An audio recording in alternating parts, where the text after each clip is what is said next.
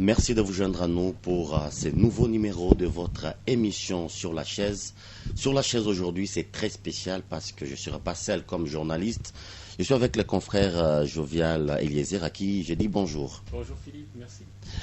Aujourd'hui, sur la chaise, nous recevons le député national élu des Goma, l'honorable Mumbere Bwanapo, à qui nous disons bonjour et bienvenue sur la chaise. Bonjour, merci. C'est le plaisir de retrouver aujourd'hui un député national sur la chaise avec qui nous allons donc évoquer des situations de l'Est de la République démocratique du Congo, plus particulièrement ici en province du Nord Kivu et à Goma où il a été élu par la population. Mumbere Bwanapo, vous avez été ici en vacances parlementaires. Dites-nous comment vous avez retrouvé votre base. En bonne santé ou c'est une base qui est en plaire aujourd'hui face à tout ce que nous traversons aujourd'hui en ville de Goma? Bon, d'abord, la ville de Goma, une ville menacée par l'agression rwandaise, comme vous le savez. Depuis plus de 30 ans, la ville de Goma est toujours la clé ou la porte de l'agression rwandaise. Chaque fois qu'il y a une manifestation de l'agression rwandaise, c'est toujours la ville de Goma qui est la victime principale de toute action menée par le Rwanda, et soit par Paul Kagame et son gouvernement au niveau du Rwanda. Et donc, la ville de Goma aujourd'hui est en sous menace. Au nord, c'est le territoire de Nyiragongo, dont une partie occupée par le M23. À l'est, évidemment, c'est la frontière avec le Rwanda.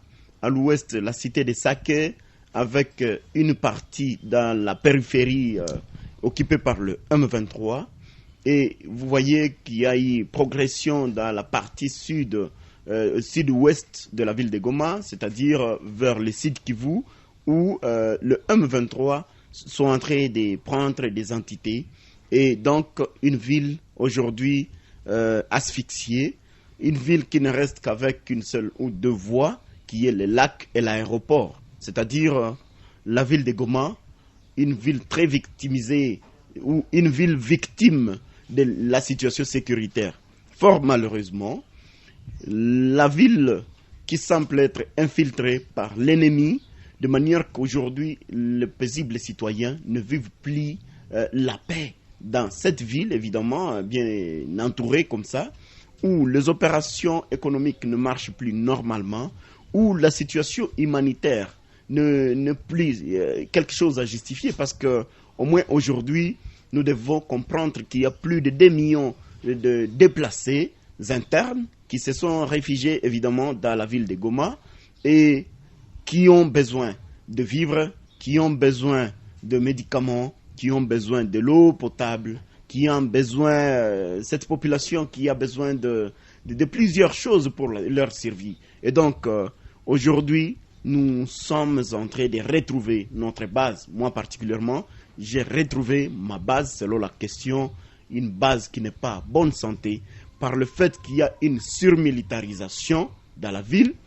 En plus de cela, il y a de Ouazalendo, il y a des criminels nés qui sont toujours dans la ville, et tout cela, je suis en train de constater qu'il y a plusieurs parmi eux, au lieu de sécuriser la population, surtout dans les rangs d'un FARDC, dans la police ou des services de sécurité tout entière, je suis en train de constater qu'il y en a ceux qui ont tourné maintenant leurs canons contre la population, au lieu de garder cette population pour voir comment la sécuriser et sécuriser leurs biens.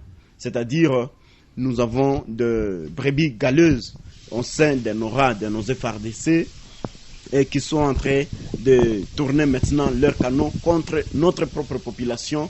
Et cela cause une mauvaise santé face à ma base. Honorable Bwanapo, beaucoup plus reconnu dans la lutte lorsqu'il faut revendiquer les droits, aujourd'hui député national. Comment est-ce que vous poursuivez cette lutte? Est-ce que vous avez laissé de meneurs qui continuent à lutter pour les droits de la population? Toutefois, comme vous le savez, je demeure la personne qui plaide pour le bien-être de la population. Je suis en train de voir comme si les choses ne marchent pas normalement. selon ma lutte, moi, je suis en train de vouloir que la population puisse d'abord, a priori, avoir la paix. Et que cette paix soit une paix durable. Ça, c'est un. De deux, je suis en train de voir ma propre population, ma base, en train de subir ou reste victime d'expoliation ici à Ville de Goma, comme dans les territoires de Nyiragongo. Donc, il y a beaucoup plus de cas d'expoliation qui sont en train de se perpétrer par-ci, par-là. Et donc, toute la population qui est en train de crier parce qu'il y a des gens qui semblent avoir des connaissances avec les autorités politico-militaires. Comme vous le savez, nous sommes aujourd'hui dans une mesure exceptionnelle qui est l'état de siège. Et il y a tant qui ont créé des relations fortes avec les autorités militaires, avec les autorités politiques, pour voir comment spolier les espaces ou les terrains publics, comme aussi les terrains des privés, c'est-à-dire aujourd'hui la population de Goma victime d'expoliation. Il y a le troisième problématique que nous sommes en train de subir, je l'ai dit tantôt, c'est une situation humanitaire qui n'est pas bien gérée. Vous allez voir par exemple, il y a des organisations humanitaires qui sont en train de faire de tout sommier, mais au moins le gouvernement aussi n'est pas en train de faire sa part. C'est-à-dire que nous sommes en train, maintenant là, je vais le dire, nous devons faire appel au gouvernement de faire sa part aussi pour essayer de voir comment venir en aide aux déplacés qui sont ou qui ont besoin de l'aide de la part du gouvernement. C'est-à-dire qu'il y a aussi la situation économique où les acteurs ou les opérateurs économiques qui ont besoin du soutien du gouvernement. Évidemment, nous avons suivi le gouvernement et le président de la République au cours du Conseil des ministres qui a instruit au ministère sectoriel pour voir comment alléger les taxes. Ça aussi, nous allons en parler. Il y a aussi la situation sociale où nous sommes aujourd'hui face à une situation qui doit nous unir en tant que Congolais, parce que je suis en train de voir par-ci, par-là, il y a aussi des mouvements qui semblent diviser des communautés au niveau de la province du Nord Kivu. Pourtant, nous devons nous unir pour vaincre la guerre qui nous est imposée par le Rwanda et tant d'autres forces ou puissances étrangères. C'est-à-dire que nous allons parler de beaucoup de choses, mais a priori, nous sommes en train de voir comment parler sur la situation sécuritaire, qui la population a besoin de la paix et que cette paix soit vraiment une paix durable. Exactement ça, honorable. Quelle est l'implication jusque-là de vous, en tant que député de la ville de Goma, face à cette situation désastreuse de l'insécurité? Jusque-là, quelle est votre implication? Si ce n'est pas vous, l'ensemble des députés nationaux que nous avons élus ici à Goma, ou encore les caucus des députés du Nord Kivu, quelle est votre implication pour cette situation de guerre, n'est-ce pas, pour alléger les souffrances de la population? Toutefois, vous devez sans doute comprendre que tous les députés n'ont pas encore eu l'espace de parler sur la situation sécuritaire au niveau de l'Assemblée nationale. Comme par exemple, nous avons été élus en décembre 2023, nous avons été proclamés en janvier 2024. C'était une session extraordinaire où on devait élaborer le règlement d'ordre intérieur de l'Assemblée nationale. Et nous avons procédé pendant la session ordinaire, nous avons procédé au vote du président de l'Assemblée, nous avons procédé au vote du bureau et après nous avons fait la plénière qui a procédé à l'investiture du gouvernement. Et donc, après la plénière, nous avons fait la plénière qui était basée sur la clôture, la cérémonie de clôture de la session pour que tous les députés aillent à vacances. Et cela, c'est vraiment constitutionnel. Et aujourd'hui, nous sommes en vacances. Nous n'attendons que la session ordinaire qui est de septembre. C'est-à-dire le 15 septembre, ça sera une séance inaugurale de la session de septembre. Évidemment, ça sera une session budgétaire, mais on ne peut pas faire toute une année sans parler de la situation sécuritaire au niveau de notre Assemblée nationale. C'est-à-dire, depuis janvier jusqu'à septembre, on n'a pas parlé de la situation sécuritaire. Et là, nous serons obligés. Alors que c'est une urgence. C'est une urgence. C'est une urgence. Notre pays est en guerre. nous sommes obligés de parler de la situation sécuritaire où nous allons faire un contrôle très rigoureux au niveau du gouvernement, voir qui a fait quoi. Et pendant son travail, qu'est-ce qu'un membre du gouvernement, qu'est-ce qu'il a fait pour l'intérêt de la population. Et cela permettra que la population puisse comprendre l'évolution de la situation sécuritaire. Je sais que ici, au Nord Kivu, presque tous les députés sont en train de parler de l'état des sièges. Parce que la base est en train d'exprimer son profond, je dirais quoi, mécontentement face à l'état des sièges. Et là, les députés auront le temps de parler sur la situation de l'état des sièges. Certainement, nous sommes en train de faire face à une situation d'insécurité aiguë dans la ville, dans des grandes comme de petites agglomérations, mais nous serons obligés de parler de l'état des sièges parce qu'au moins les autorités militaires qui dirigent l'état des sièges, ils ont failli à leur mission. Ça, il faut l'avouer parce que au moins je ne suis qu'en train de trouver les autorités militaires dire qu'ils ont maximisé les recettes pendant qu'il y a tant de territoires qui ont été occupés par le M23 et pendant que ces territoires sont déjà occupés par le M23, mais au moins les autorités militaires sont en train de dire qu'ils ont maximisé les recettes. Bon, vous direz quoi? Étant un journaliste, vous direz quoi? À ma place, moi je crois que c'est une simple tracasserie. Et donc, pour moi, nous ne devons que lever ou hausser la voix par rapport à ce que notre peuple nous demande. Aujourd'hui, nous sommes en train de voir des fléaux où le M23 n'est qu'en train de progresser. Pendant que nous avons état de siège, il faudrait qu'il y ait quand même un système de freinage pour essayer de voir comment freiner la progression du M23. Fort malheureusement, nous sommes en train de voir le M23 progresser injustement et les autorités ne savent pas nous expliquer qu'est-ce qui ne marche pas. Et c'est là, je crois que nous devons expliquer à la population parce que la population a besoin d'une clarification face à cette situation.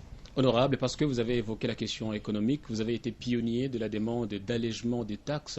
Est-ce que vous avez rencontré des embûches dans cette lutte? Où en sommes-nous?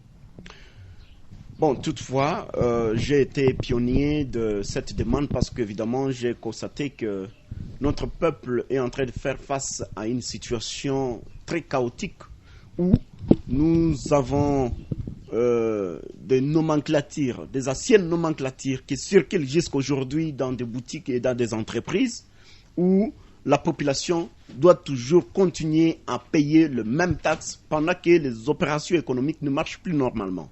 Je rappelle ici que la route qui désenclave Goma vers le Grand Nord, totalement fermée. La route qui désenclave Goma vers Massissi, Walikale, totalement fermée. La route qui désenclave Goma vers le Sud Kivu, totalement fermée. C'est-à-dire que donc, le petit ou le moindre opérations économiques ne se font qu'ici, dans la ville de Goma. Et quelqu'un qui pouvait peut-être vendre dans sa boutique $1000, par exemple, aujourd'hui ne parvient même pas à vendre $100. Et aujourd'hui, nous sommes en train de voir maintenant qu'est-ce que je peux dire? Le taux en train de monter, d'abord le taux d'échange en train de monter. Il y a aussi le propriétaire, par exemple, de maisons commerciales qui sont en train de faire monter le loyer. Il y a aussi les autorités locales, par exemple les autorités provinciales qui sont en train de créer d'autres taxes, vous comprenez? Il y a des autorités locales qui sont en train de créer d'autres taxes. Et au lieu que les taxes puissent diminuer, nous sommes en train de voir maintenant la hausse des taxes. Et là, nous sommes nous devons sans doute comprendre que c'est nous qui sommes en train d'amener notre peuple à la faillite. Donc nous sommes en train d'amener notre économie à faillite. Parce que nous ne sommes pas à mesure de comprendre que quand il y a une situation pareille, on peut exonérer les entreprises pour voir comment est-ce que les entreprises ne peuvent plus payer des taxes pour essayer de voir la survie ou essayer de voir comment est-ce que les entreprises peuvent survivre. pour essayer de voir comment est-ce qu'on peut soutenir la résistance de la population, parce qu'il faut le dire clairement qu'ici, la population du Nord Kivu est en train de résister contre l'ennemi commun que nous connaissons tous, qui est le Rwanda, via ses supplétifs, le M23. Et cette résistance devrait être soutenue par le gouvernement. Et dans le cadre du soutien de cette résistance, nous croyons que le gouvernement devait d'abord décréter la province du Nord Kivu comme une province sinistrée. Et comme le gouvernement a déjà procédé à l'allègement des taxes, c'est-à-dire au cours du Conseil des ministres du 26 juillet 2024, le président de la République a instruit aux ministres sectoriels d'alléger les taxes. Et là, moi, je suis en train de voir comme si, jusque-là, ça ne marche pas. Parce que, allez voir par exemple, où on dit qu'on va réduire en 50%, évidemment, les taxes sur le produit de première nécessité. Où le produit de première nécessité, pour moi, ne pouvait plus payer des taxes. Allez voir par exemple, nous avons besoin du sel. Le sel qui se consomme même dans des cas de déplacés, comme aussi dans des maisons. Vous allez voir, là, parmi la liste de produits de première nécessité, on ne marque pas le sel. Pourtant, le sel minéral, c'est le produit le plus consommé. Bon, évidemment, on parle du maïs, du riz, du sucre et d'autres. Moi, je crois que tout le produit de première nécessité, là, on ne pouvait plus payer des taxes. Par conséquent, des produits comme le carburant, des produits comme d'autres produits que je ne saurais pas citer ici, on pouvait dire maintenant, là, on peut aller à 60% ou à 70%. Pour essayer de voir comment cette population qui est en voie de disparition, une population dont ses entreprises en voie de disparition, une population dont ses boutiques en voie de faillite, on peut voir comment le relever pour soutenir la résistance. Je vais éclaircir ici que et les militaires, là je parlais d'une surmilitarisation ici à Goma. Donc les militaires qui sont à Goma ne survivent que sur le produit que les opérateurs économiques de Goma sont en train d'importer pour Goma. Le Ouazalendo ne vivent que sur cette même production ou importation. La police et la population et les déplacés, je parlais de 2 millions de déplacés, nous devons sans doute comprendre que nous avons plus de 2 millions d'habitants dans la ville de Goma. Et donc comprenez que 2 millions de déplacés, plus 2 millions d'habitants, plus je ne sais pas autant de mille de militaires, autant de mille de Ouazalendo, autant de mille de tous les autres compatriotes qui sont dans la ville de Goma, je crois que nous sommes obligés de baisser. Et là, je crois que le ministre de l'économie va me suivre. Le ministre de l'économie doit revoir encore une fois sa décision qu'il a prise pour dire que autant de pourcents pour des produits, nous sommes obligés de réduire pour que la population du Nord Kivu puisse sentir réellement que le gouvernement est en train de soutenir sa résistance et non pas croire que le gouvernement est en train de les huer alors. Je vais poser une question qui se pose dans la communauté. Est-ce que le gouvernement congolais, d'après vos analyses, est en train de prendre cette guerre d'agression au sérieux? D'après vos analyses. Parce que la question qui se pose dans la communauté, est-ce que le gouvernement congolais est en train de prendre au sérieux cette guerre depuis le début jusqu'à aujourd'hui? Toutefois, nous devons comprendre que, évidemment, le président de la République a la volonté de finir une fois pour toutes avec la guerre. Mais je n'aurais pas aussi la crainte de dire ici qu'il y a tant de militaires qui ne veulent pas que la guerre prenne fin. Parce qu'il y a tant de militaires qui se retrouvent dans cette affaire.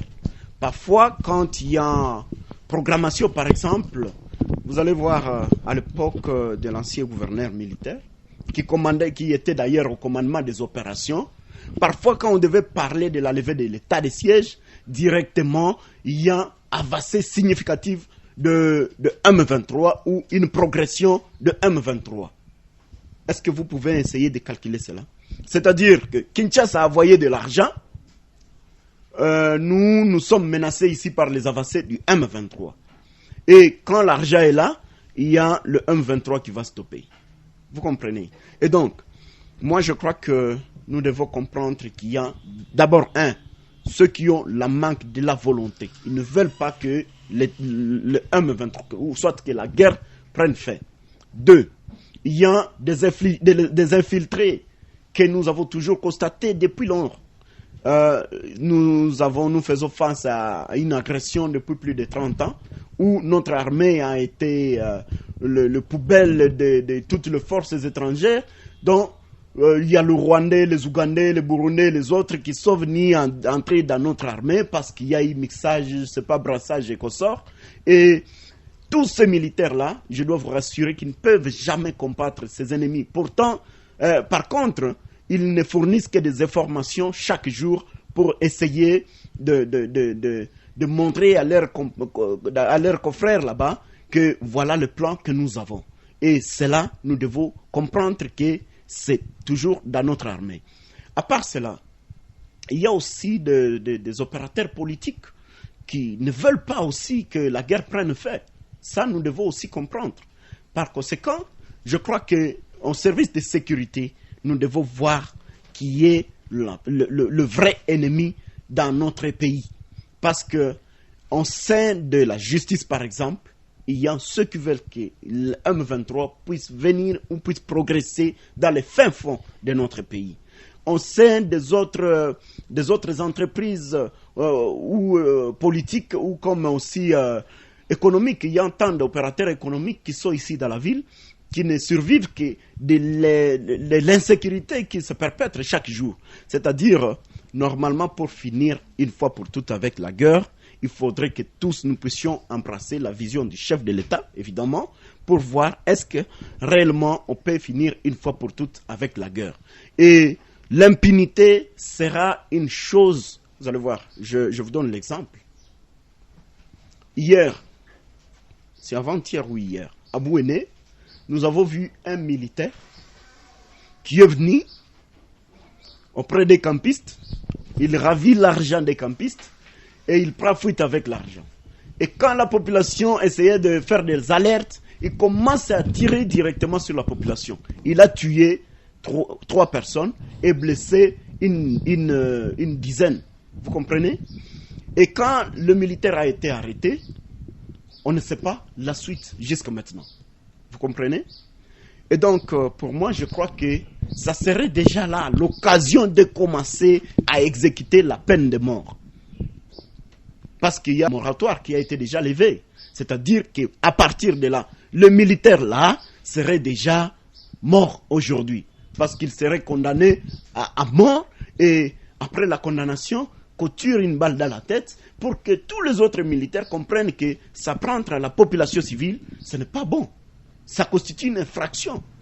Alors aujourd'hui, on ne sait pas, la suite c'est comment. Bon, même une audience à flagrance, je ne sais pas.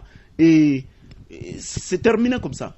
Et ceux qui sont morts, bon, ils sont victimes d'une barbarie comme ça. Et donc, cela risque de permettre ou de donner l'ancage au M23, dire que non, voilà, vous voyez, la population risque de comprendre qu'évidemment, le M23 soit des libérateurs. Une chose qui n'est pas bonne.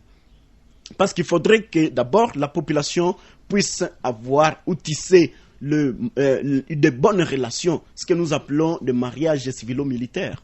Et quand il y a de bonnes relations entre population et militaires, je crois que ça c'est une très bonne chose. Vous allez voir par exemple aujourd'hui, dans des quartiers à Katoy, à Majengo et partout ailleurs, vous allez voir que chaque soir, à partir de 20h, il y a des barricades qui sont érigées dans des avenues parce que la population a cru que ce sont des militaires qui sont entrés d'aller cambrioler les maisons. Ça, ce n'est pas une chose qu'il faut d'ailleurs dire ici au micro. Je regrette personnellement, comment nos militaires peuvent être aperçus comme étant des personnes qui sont en train de cambrioler de paisibles citoyens. Je crois que vous avez suivi vous-même, d'ailleurs, le commandant région qui était en train d'appeler les troupes de ne pas s'apprendre à la population. Par conséquent, il faut quand même chercher de voies et moyens pour protéger cette population. Et quand la population essaie de manifester parce que le militaire a tiré l'un de leurs, et voilà, il faut une répression sanglante, il faut tuer les populations civiles. Je crois que cela ne mérite pas. Et nous devons voir comment finir une fois pour toutes avec une situation pareille, de prendre nos propres populations comme notre ennemi. Honorable, parce que nous traitons toujours de la question sécuritaire dans la ville de Goma, vous êtes dans une ville surmilitarisée, mais dans laquelle l'insécurité à chaque soir bat son plein. Et les lendemains, les autorités ont difficile à communiquer à la population ce qui s'est passé. Est-ce que vous pensez que la circulation des armes à feu devait être régulée, parlant certainement de la question des Wazalendo? Bon, je crois aujourd'hui, il n'y a plus une différence entre les Wazalendo et les FARDC. La différence, c'est que nous devons parler aussi des nominations, mais la réalité est qu'aujourd'hui, je crois que ce sont nos militaires, nos propres militaires, qui sont en train de tirer pêle-mêle dans la ville. Vous allez voir, par exemple, le Wazalendo ne sont pas à Majengo. Moi, je suis de Majengo, je suis de Bouéné. Les Wazalendo ne sont pas là. Mais, vous allez voir, les militaires qui sont là, ils tirent à partir de 21h jusqu'à demain matin. Vous comprenez? Où est-ce qu'ils ont eu les munitions? Parce que quand la population essaie de te relater la situation, tu sembles croire que c'est la guerre qui a commencé. Et je crois qu'avec cette attitude, ce n'est pas une bonne chose. J'ai vu un document qui a été signé par le gouvernement provincial interdisant aux Wazalendo de circuler dans la ville de Goma.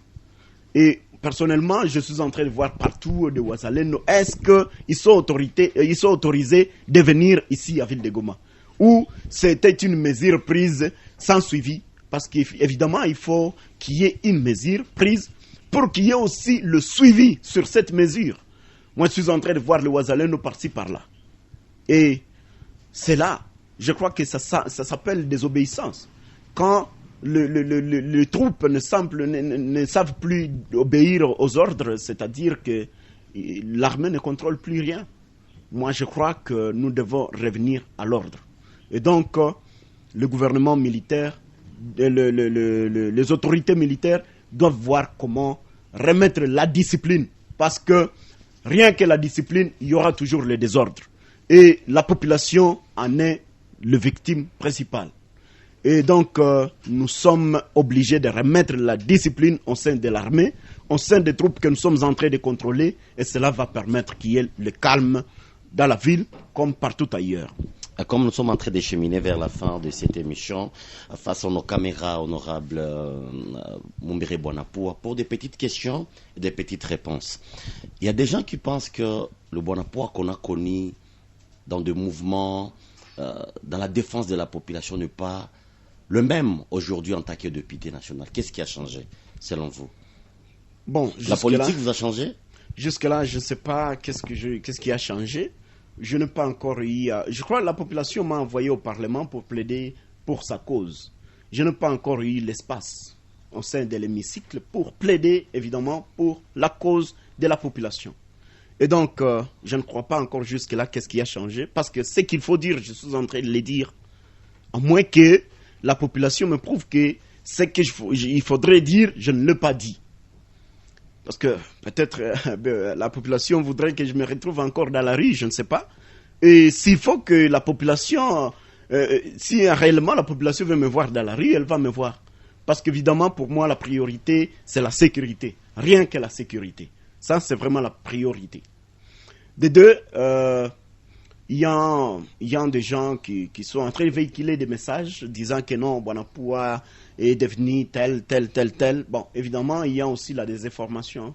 Et quand il y a des informations, cela pousse à la population de ne pas comprendre la vraie réalité des choses. Pour moi, je suis en train de parler, je parlais ici de spoliation. D'ailleurs, je dois décourager tout celui qui veut se mêler dans la situation de spoliation. Comment cela? Il y a quelqu'un qui voulait spolier 52 hectares à Mugunga, où plus de 1000 ménages, je répète, plus de 1000 ménages, la population était déjà dehors. parce qu'il y a quelqu'un qui s'est dit, bon, moi je suis autochtone et voilà, en tout cas, j'ai gagné le procès et c'est comme ça que... non. Je crois que face à cette situation pareille, quelqu'un qui va venir dire que non, moi je vais spolier et je vais jeter la population dehors, il va me trouver dans ce chemin. Merci. Vous avez sillonné presque certains coins de la ville de Goma. Quel est le message? Parce que d'ici là, vous allez rentrer au Parlement, bien que la session soit budgétaire, mais quand même, ça ne va pas faire à ce que vous glissez quand même quelques mots par rapport à l'insécurité. Quel est le message que vous apportez aujourd'hui à Kinshasa face à tout ce que vous avez vécu ici en ville de Goma? D'abord, le rapport est trop lourd. Où, dans la ville de Goma, on ne parle plus de la situation d'addiction d'eau potable, on ne parle plus de la situation d'addiction d'électricité, on ne parle plus de la situation sociale. Donc l'insécurité est devenue une monnaie courante. Et donc pour moi, la priorité des priorités sera d'abord la sécurité. Non seulement de la ville de Goma, mais de la province tout entière et particulièrement, je dirais, de la partie est tout entière. La population a été victime de plus longtemps de la situation sécuritaire. Je crois que moi-même, je suis né pendant qu'il y avait déjà l'insécurité dans la partie est de la République démocratique du Congo. Je souhaiterais que je sois parmi les acteurs qui vont permettre à ce que la fin de la guerre puisse régner et que la paix durable puisse être une réalité que la population va voir de ses propres yeux. Une épineuse question, honorable, qui ronge la sécurité dans la ville de Goma et que la population ne peut pas vouloir à ce que vous puissiez passer inaperçu. C'est cette mesure interdisant la circulation des taximans moto après 18 heures et qui est à la base de beaucoup de bavures. Comment est-ce que vous l'évaluez? D'abord, je sais qu'il y a personnellement, depuis que cette mesure a été prise, nous avons comptabilisé plus d'une vingtaine de morts parce que au moins des personnes qui étaient en train de faire en sorte que sa moto ne soit pas prise par le service de sécurité. Vous voyez? Et que les services de sécurité ne sont pas aussi d'accord avec le motard, par exemple. Et voilà quelqu'un qui tire directement sur le motard et il meurt, il perd sa vie à cause d'une barbarie pareille. Moi, personnellement, j'ai été parmi ceux qui se sont opposés à cette mesure parce que en réalité, cette mesure était une mesure d'abord impopulaire, de deux, une mesure qui cherche à accentuer l'insécurité dans la ville. Je vais vous montrer comment. Évidemment, quand j'ai posé la question aux autorités militaires ou à ceux qui ont pris cette mesure, les autorités qui ont pris cette mesure, ils m'ont dit qu'il y a des Rwandais qui viennent du Rwanda, qui s'éclipsent ici comme des motards. Et quand ils sont là comme des motards, pour eux, ils cherchent à tuer des campistes, ils cherchent à tuer, à cambrioler des maisons et faire quoi que ce soit.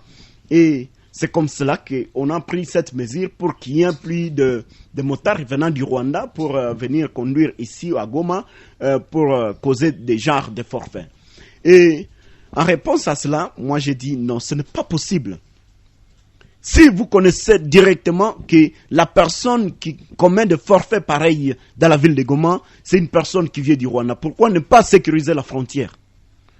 Pourquoi ne pas prendre la mesure demandant aux Rwandais de ne plus venir conduire des motos ici au Congo? Combien de Congolais aillent au Rwanda pour conduire des motos là-bas? Il y a combien de Congolais motards au Rwanda? Pour vous, c'était faux fuyant pour les autorités. Moi, je crois que c'est un faux fuyant parce qu'il faut le dire vrai. Nous avons des services de sécurité au niveau de la frontière. Il y a la DGM, il y a la police frontière, il y a l'ANR frontière au niveau de la frontière. Et tous ces services, je crois qu'ils sont là pour essayer de voir comment freiner tout ce qui est mauvais contre la population ou tout ce qui peut être causé des dommages contre la population congolaise pour que ça ne puisse pas entrer passant par la frontière. Et donc pour moi, je crois que il faudrait que les autorités militaires puissent revoir leurs mesures. Et en revoyant ces mesures ou cette mesure, c'est que soit finir une fois pour toutes avec cette mesure parce qu'elle a failli. Je crois que cette mesure est en train de causer des dommages à l'endroit des motards et aux passagers sur des motos. Parce que lorsqu'il est 17 heures déjà, ce sont des accidents qui commencent. il n'y a même pas de services habilités pour arrêter les motards qui ne sont pas en ordre, par exemple. Vous allez voir, et le Ouazalendo, la police, le JR, le PEM, le Infantry, et même les chefs de quartier des autres, des ANR et consorts. Mais qui est habilité à arrêter ou à faire respecter cette mesure? Je crois que nous devons être honnêtes. En prenant une mesure, nous devons aussi orienter et cadrer cette mesure. Parce que quand on n'a pas bien orienté une mesure, c'est la population qui en est victime. Et donc, nous ne devons pas permettre qu'une situation pareille puisse continuer. Et donc, personnellement, je suis en train d'appeler aux autorités militaires de revoir encore une fois la mesure interdisant la circulation de motos à partir de 17 heures. Je crois que le motard contribue aussi à la sécurité de la population et surtout que lorsque il est 20h, 21h, 23h par exemple, lorsque le motard sont en train de circuler, cela permet aussi à la population de bien vaquer à ses occupations évidemment parce qu'il y a des gens qui travaillaient par exemple à 20h, à 22h mais qui ne travaillent plus parce qu'il n'y a plus une bonne circulation. Merci. Notre dernière question. La guerre ne doit pas freiner le développement. Vous êtes arrivé à Goma avec des chantiers presque partout. Un petit commentaire par rapport à tous ces chantiers amorcés par les gouverneurs militaires à l'intérim aujourd'hui en ville de Goma. Je crois que le gouverneur militaire à l'intérim était arrivé pendant que les chantiers étaient déjà amorcés. S'il est venu, d'abord son objectif principal c'était pour mettre la sécurité à place, pour que la population puisse vivre la sécurité, ce qui est la priorité de la population. Évidemment, nous ne devons que saluer les efforts qui sont en train d'être consentis par toute autorité qui veut que le développement de la ville soit une question visible. Évidemment, nous sommes en train de voir des projets qui sont en train d'être menés par-ci, par-là. Nous sommes en train de voir la construction de routes. Ça, c'est une chose que nous devons louer et nous devons accompagner tout celui qui est en train de mettre des efforts à place pour que les routes soient construites. La